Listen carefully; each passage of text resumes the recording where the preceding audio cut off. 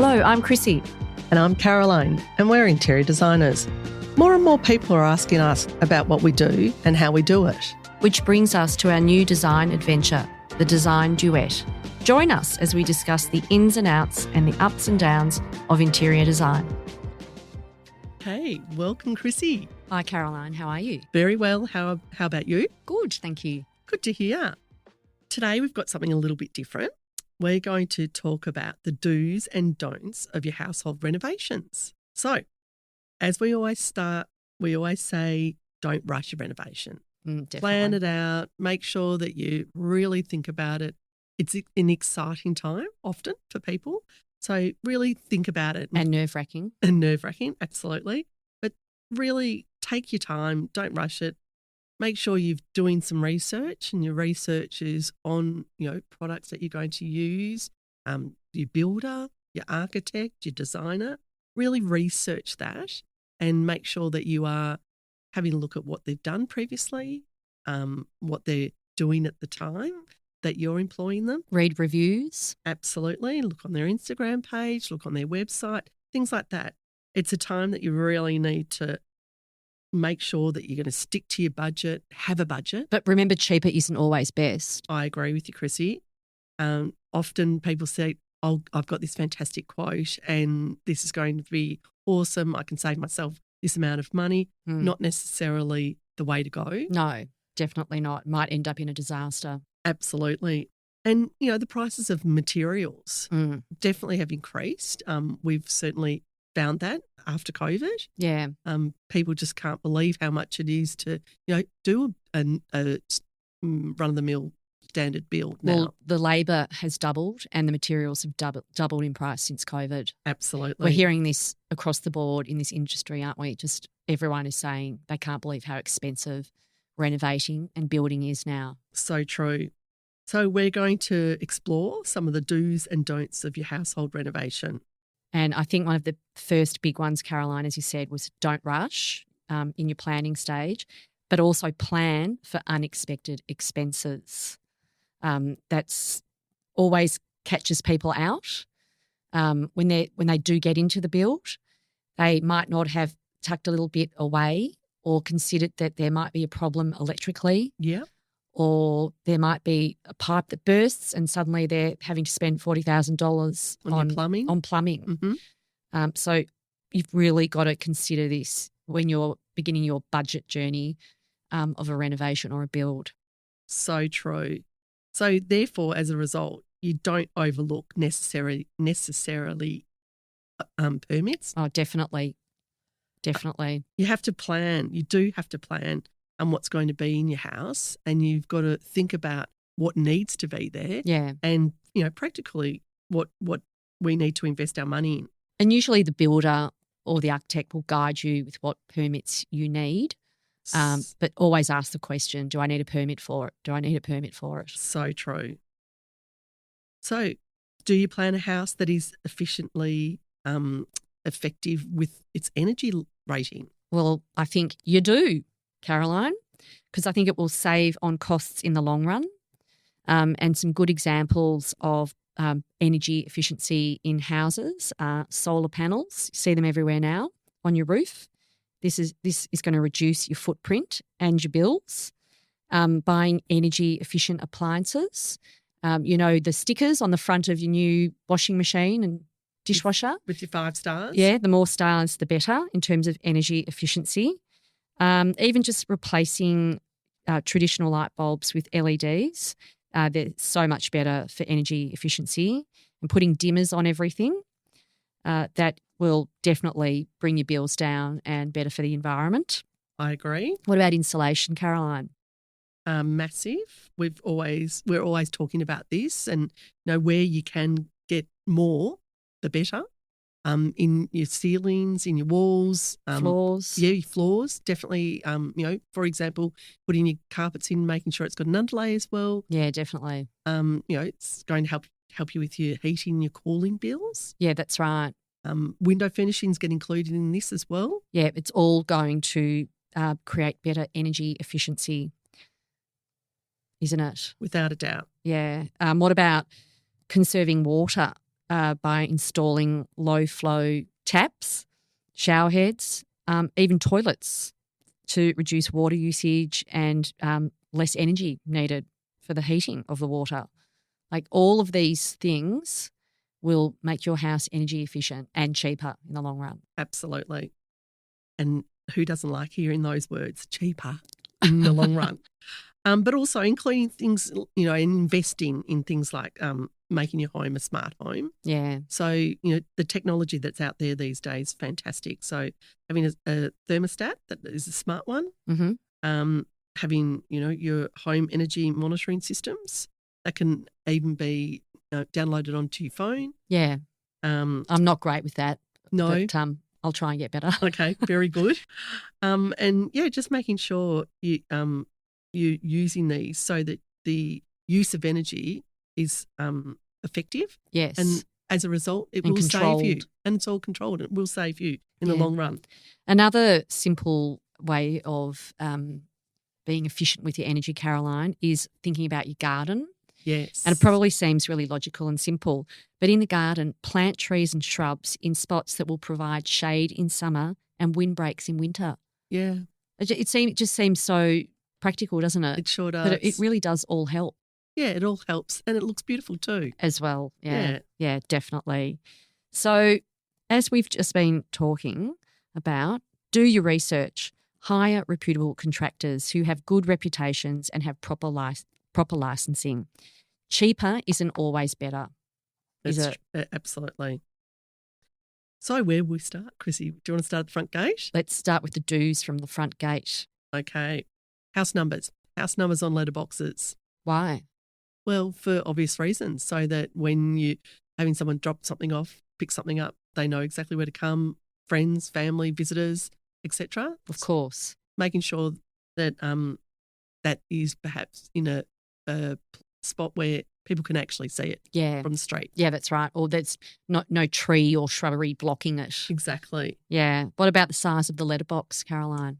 Well, nowadays I've noticed, especially with my family, that people are having things delivered so much more.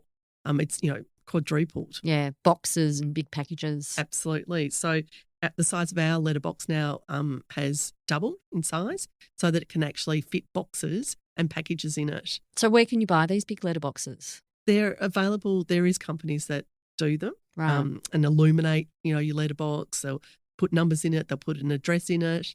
And there's also, places like Bunnings. They have them also. And they're lockable, I presume. They're lockable, exactly. Right. Okay. Well, that sounds very sensible to me in this day and age of everyone getting their, well, especially your daughters, getting their home shopping deliveries straight to the door.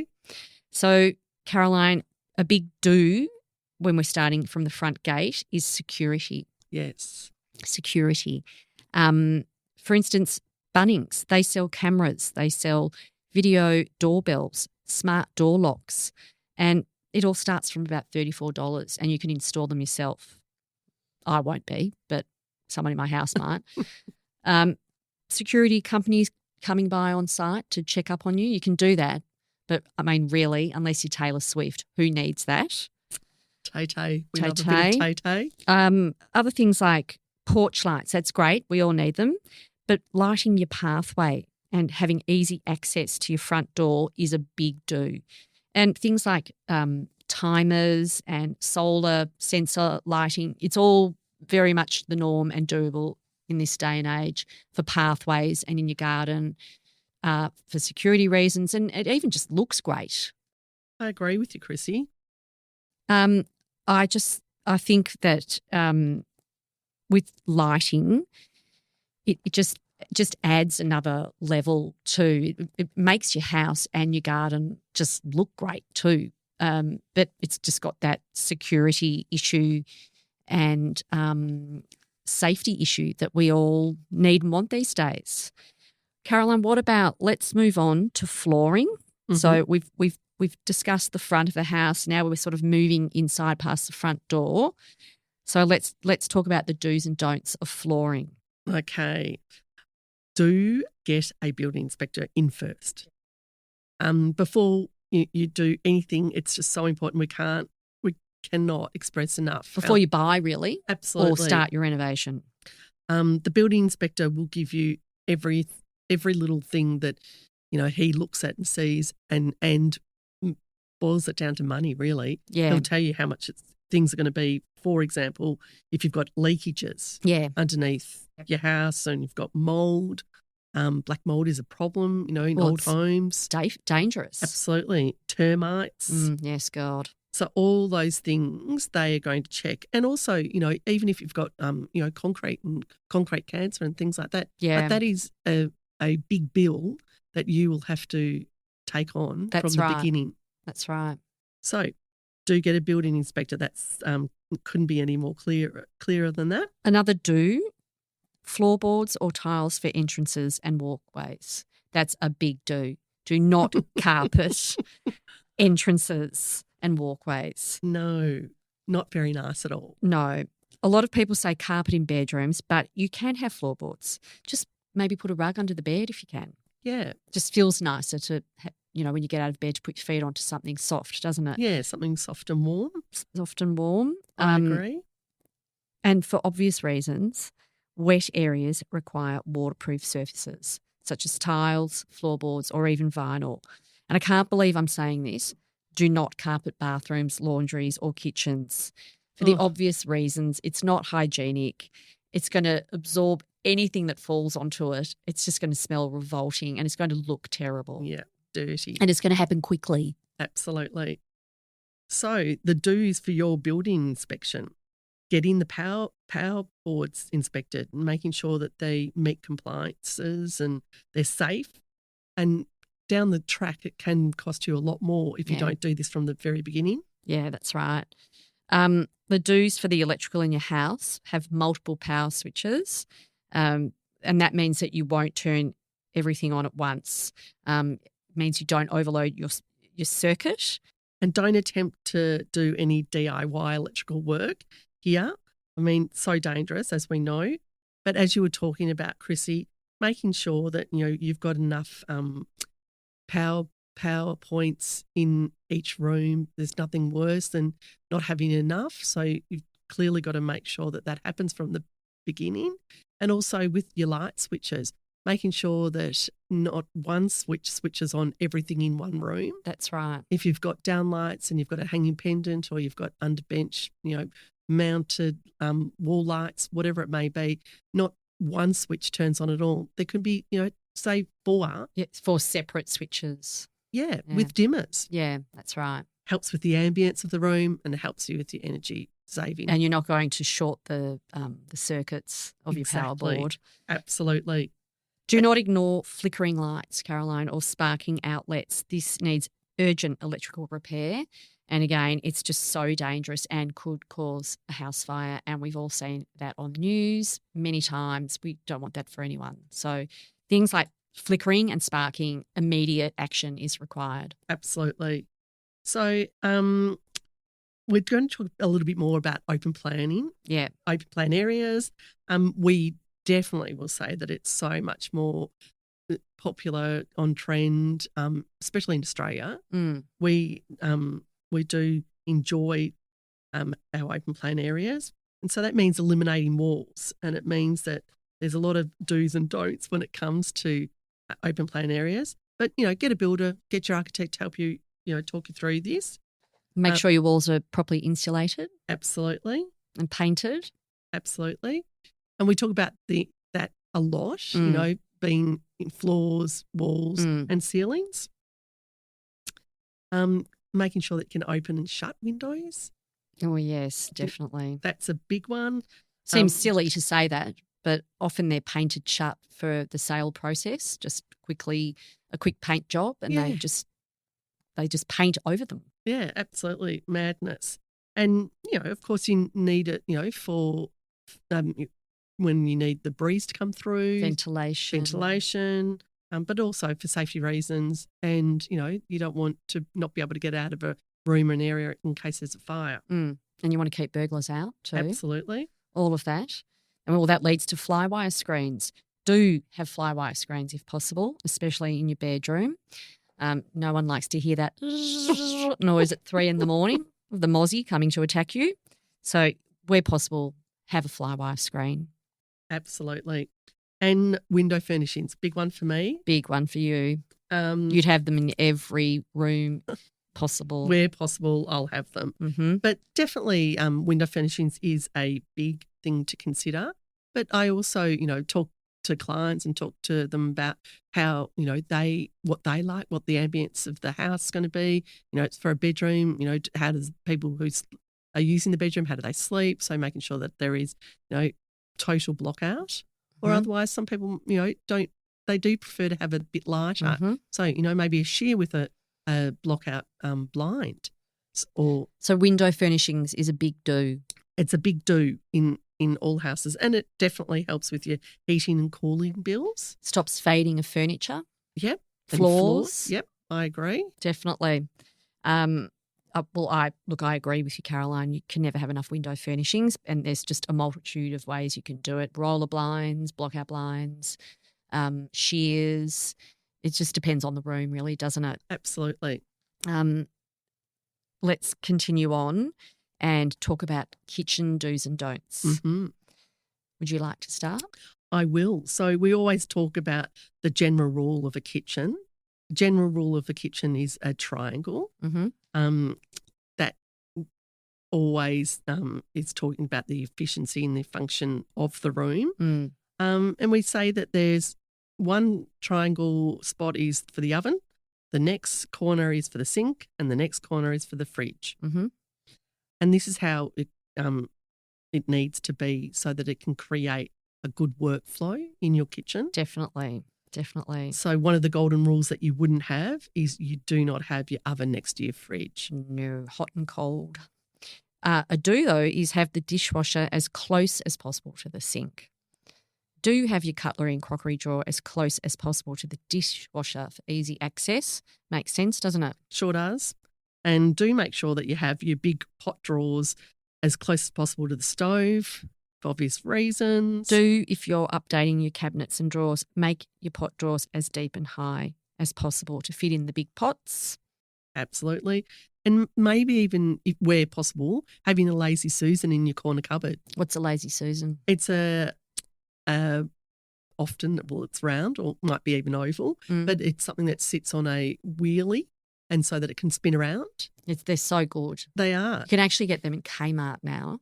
You can. And it just allows you to see everything in those tight corners. Tight corners or in your pantry. Yeah. Even in your fridge, they're ideal as well. Yeah, that's right. It's a funny name, isn't it? Lazy Susan. Susan was apparently the maid name. Oh, really? In the previous century, and that's how it started. Oh, love that myth. Yes. Thank you. Yeah, thank you.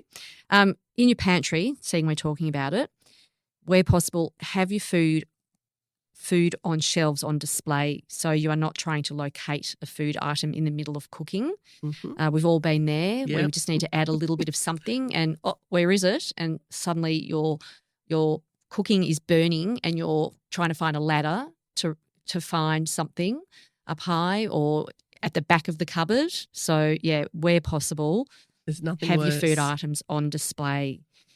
And another one then going forward for that is having, cabinetry and having cupboards in places that are very high. It can be the top of your pantry even. But, we often do have these, cupboards. So we've got to consider what's in them. So things that we don't probably use a lot of might even be filled with, cookbooks, or it might be filled with your best china or your best glass or vases. Or the wedding presents you were given that you've never used. Yeah, so where possible, try and put things that you don't use much in the upper higher cupboards that you can't reach. Yeah. And have your everyday stuff lower if you can. If it's not always possible, but that's something in storage that you've always really got to try and consider. Absolutely. It's also, it applies to having a place for everything if you can, doesn't it? Like, where do you put your toaster, your kettle, your blender? If you can have a cupboard or a space in your pantry, it will just make life so much easier and so much better for workflow. Absolutely. And another big one is make sure you build in your bins into your cabinetry somewhere internally in your kitchen. There is nothing worse than being able to smell a bin when you walk into someone's kitchen. Or, like someone left a piece of fish in the bin overnight. Whoa, yes. No thanks. No. Well, there's some amazing pull-out internal bins now, and they come in all different shapes and sizes. Absolutely. They just seem to be getting better and better. I agree with you, even including the FOGO. Definitely. And people are now building the FOGOs into their cabinetry, which is great because they do look a bit foul just sitting out on your kitchen bench, don't they? They do. So, yeah, if you can build in the bins, I'm all for it. I agree with you, Chrissy. And considering your storage. So, storage is everything in the home. It is, especially in your kitchen. Especially in your kitchen. Because we all have so much stuff. When you move and you're having to pack your kitchen and it's like you've got 20 boxes and like, how did I have all that stuff? Like, where did it come from? Absolutely. Probably even more. Probably, yeah. Yeah. So, no, definitely that is a big do. Consider what is going into your kitchen and what you need in your kitchen. That's right. And make sure in your kitchens you have ample lighting, you have overall lighting, you have task lighting for your work areas and some beautiful ambient lighting, perhaps over the end of the kitchen island bench, have a beautiful pendant for when you're entertaining, just looks nice. And this definitely needs to be talked about in every room. Yes. We do place this as a big tick for us. Yes. Going into any new project. So in every room, talking about lighting and task lighting. Have the right lighting, have layers of lighting. Ambience. Task, overall. Yeah. Yes. And I think that's a very important thing to talk about. But back to the kitchens. Yes. Do have sufficient space for your countertop work areas for like when you're kneading dough, Caroline. Like I'm always doing that, Chrissy, like you. Oh, that's right. But seriously, we're all chopping at the end of the day for dinner and, you just need the space, don't you, Absolutely. to lay everything out. And also, when you are in the middle of your cook, you need to have places and areas where you can actually put down that's right. what you're cooking. That's right. I mean, I don't know about you, but we love tacos in our house. And how many bowls do you use for that? I feel like we have 20 bowls sitting out on the kitchen bench top, one with the tomatoes, one with the lettuce, one with the cheese, one with the sauces. And before you know it, you've got 15 bowls there. Absolutely. So again, where possible, it's something big and something that is needed to be looked at. Yeah, definitely. What about a big one, Caroline, that people often don't talk about is ventilation in your kitchens. So it's a big do to have a range hood for ventilation while you're cooking to eliminate odours and moisture. It basically what like a range hood does, it extracts smoke and odour while you're cooking and it improves the air quality. So it's crucial. It's crucial. Absolutely. Well, it's probably a bit of everything in the kitchen. Yeah. Yeah. Well, I mean, let's face it, it's the heart and soul of the house, isn't it? It is. And it's probably the most used area of the house Yeah, I daily. agree. So let's move on to laundries. Okay. Again, a do is having enough bench space. I know I call my laundry my second office. Yeah. And I just can't get enough bench space. Folding, sorting. Absolutely. Especially if you have a family. Yeah, without a doubt. But look, I even know my son lives with his partner and, they're desperate to have a folding space. Everyone has to fold their clothes. Absolutely. So it's, really, really important. Yeah, and where possible getting enough storage in there. Often laundries are tight. Yes. So definitely having a storage is ideal in a laundry. And if you can place a linen press in there, do. Another good one is, stacking your washing machine and dryer on top of one another. Yeah, usually the dryer goes on the top, I think. Yeah. That's right. But that creates more space for perhaps cupboards for a broom, for an iron, for a vacuum. Yeah, all of that. All of that. Absolutely. Yeah. Ironing board. So if you again can get enough storage in there to have all those things in there, fantastic. Great, because no one wants to see them. No. Tuck them away. Exactly.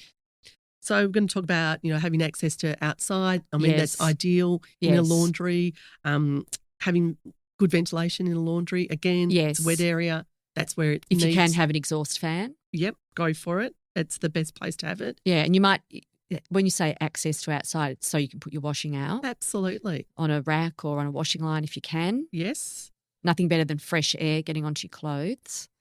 I agree with you. And also we talking about safety, things in these sort of areas. Having maybe installing a smoke detector near the laundry, definitely, and having access to a fire extinguisher, whether it is in the laundry or in the kitchen. These are the sort of places that can be a little bit scarier than others. Well, if the dryer sparks, absolutely, it could cause a fire. That's it. Or everyone gets scared about leaving an iron on, and if you do, well, that's a disaster waiting to happen, isn't it? Sure is. Yeah. No, well, I think you just can never overlook safety. No, in that's these right. areas, kitchen, laundry, your whole house, but especially in your wet area. Absolutely. Regions. Okay, so another wet area, a bathroom. Do's and don'ts of the bathroom. Do have storage in your vanity. Do have proper ventilation. Again. Yes. Do check your waterproofing of tiles. Make sure they are sealed properly. And depending on the size of the bathroom, you need to make sure that you've got enough space for everything. Need to have, areas for your loo. You need toilet roll holders. You've got to just consider so many things. Shower, bath, vanity. It all depends on the size of your bathroom. You might have a separate area where you can have a powder room where you can have the toilet, and you don't have to have the toilet in the bathroom. You might have enough room for a bath, you might not. But the general rule, I think, is in a bathroom you have a toilet, a vanity, a shower. That's it, and a towel rail. Yeah. So I think that's just the basic bathroom. That's your basic bathroom. And then, having things like PowerPoints and, making sure that they're not too close to water, but you need PowerPoints for your hairdryer. Near the mirror, shaver, need to be near a mirror. Yeah. But making sure that it is, a space that is far away from water. Yes, for that's obvious right. reasons. Never forget safety features. Also safety features like non-slip tiles. Yes. Grab rails for elderly or disabled, or even if you've got a short-term injury, a grab rail's handy. So they're just a handy thing to have in your bathroom. And a big one, no steps in the bathroom. Oh my gosh, I remember those steps. You'd see that house that would have the corner spa bar. Yes, and you have to step up. Crazy, and then you'd have to step. Yeah, and it was like a deep hole, wasn't it? Like hopping into a swimming pool. Oh, and it'd have like 20 jets in it. Yeah, yes, crazy. Not fun to clean either. No. So thinking about cleaning your bathroom, the position of your fixtures, also consider the cleaning behind and around when you're doing your layout. Like a freestanding bath. Yes. That's the first thing we do say to clients. Are you happy to clean behind? That's right. Because remember, that is a little bit of a spot where you can't really access. That's right. Can you get to it? Yes. Ooh. Yes. That's not a good thing to have. No. Well, shall we move on? Yeah, I think so. How about we talk about bedrooms, do's and don'ts of bedrooms? Well, when we do talk about bedrooms, we always start with, what do you want your bedroom to feel like? Yeah. So generally, people want it to be a safe, a happy, very calming, space that they can relax in. So we always talk about, don't overclutter. Definitely don't. Just keep it simple. Just keep it really, the flow of it lovely, very clean. Try and put it away in a cupboard. Exactly. So again, storage is, one key thing in a bedroom. And if you can have, a walk-in robe, for example, that's ideal. If you do have the space, then that's fantastic. But you can add drawers. You can, put chest of drawers in bedrooms, bedside tables. So don't overclutter, but try and be as practical as possible. Out of sight, out of mind is the rule in the bedroom, because you want it to be calm. Exactly. And they do say, it is talked about a lot. Don't have anything under your bed. Try and have that as clear space. But we do understand that people do need places to store things. So often under the bed is is a good place to do that. Yeah. But if possible, try and eliminate that. Yeah, it's just going to gather dust. Do have as much natural light as possible, Caroline, to help with the calming space theme that we've got going on in our bedroom. I agree. Do have overall lighting and task lighting. So this means have your overhead lights for walking around your room for safety, and have your task lighting, which is bedside lamps on either side. So, at nighttime when you're perhaps reading or maybe you have a TV in your bedroom and you've got your bedside lamps on so you can watch the TV. You need, again, layers of lighting. Absolutely. And good ventilation. Crucial. Yep. So, being able to open a door, open a window, and even, in old homes, having the vents. Yes. Making sure that they're not painted over or covered on the exterior. Often, branches or they've been painted over. Yeah, they might just need a clean out. Absolutely. No one likes a stuffy bedroom when they're sleeping. No, that's right. Just makes you feel awful. Don't overlook privacy in your bedroom. Think about your window furnishings. And it might sound silly, but doors that close into your room. It's not an open plan area. You actually want privacy in your bedroom. So make sure your doors open and close. Perhaps you might have a lock on the ensuite if you've got an ensuite leading off your bedroom. Consider locks on your doors and power points. Make sure you have power points on either side of your bed and that they're actually not behind your bed head or behind your bed. You can actually access them easily. So make sure they're spread out enough between the bed. Definitely. And don't neglect comfort. So that's the key word probably. Don't for your bedroom, for your definitely. bedroom comfort. This is a place, a tranquil place, very relaxing place that you want to make sure that you do sleep well and you get your rest where need be. That's right. This leads us on to furniture in our rooms, Caroline. Mm-hmm. This is the last big topic of our home renovation podcast. It's the do's and don'ts of furniture. And my number one would be buy once, buy well. If you can afford it. Yes, true. But quality, I always say if you can, purchase something that, perhaps is within your budget, but just that little bit more superior in quality, I think it's worth it in the long run. It'll last longer for sure. For sure. Definitely. I agree. I think I'd always choose quality over any item of furniture. Yes. I think a big one with furniture is just don't overclutter your rooms.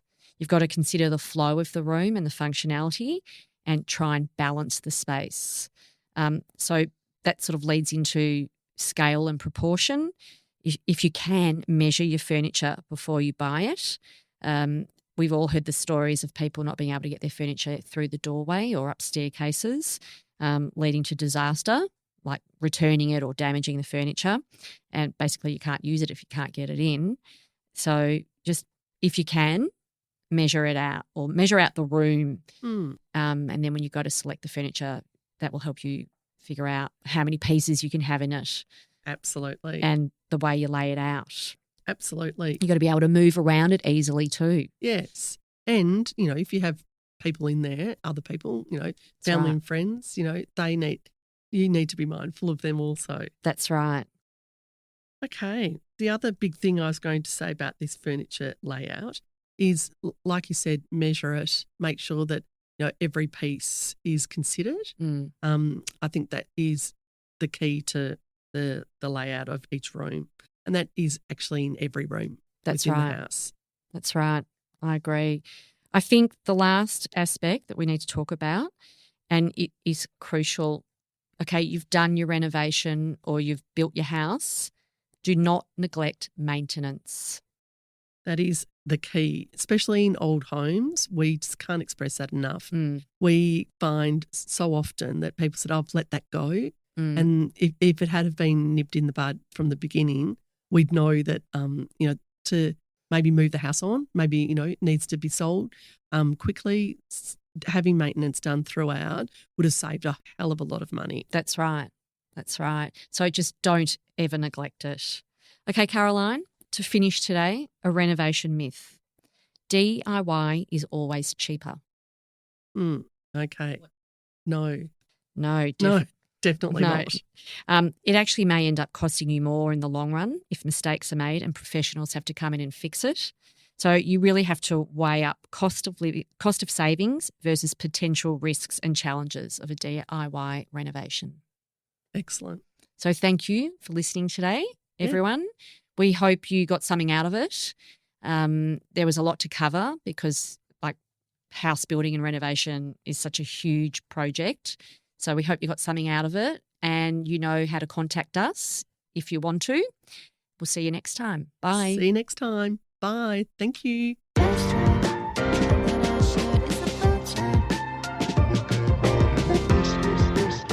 Thanks for listening. We hope you enjoyed today's show. If you'd like to get in touch, email us on thedesignduet@gmail.com or DM us on our Instagram page, The Design Duet.